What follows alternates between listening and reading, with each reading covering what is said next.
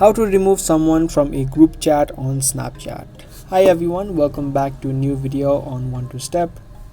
If you also want to remove a person from a group chat on Snapchat, let me tell you that there is no option to remove someone even if you created the group. So let me quickly show you. Open up any group chat, and if you tap on the three dots that you see on the top right, here you can see there are no options to remove people, because Snapchat does not give you access to remove people or to even delete the group. As you can see, there is no option of deleting or removing people from the group. The best that you can do is tap on leave group and leave the group for yourself. Now in this case, what I suggest you to do, if you don't want a couple of people or a person on a group, you can all leave the group and create a new group on itself, but exclude that person that you don't want on that group. That's the best that you can do, and there is no option to remove a person from a group chat on Snapchat.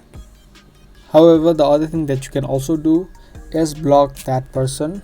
So whenever you block a person on Snapchat, any messages that you send, the other person won't be able to see them. If you don't want that person to see any of the group on that chat, all of the people on that group need to block that person as well.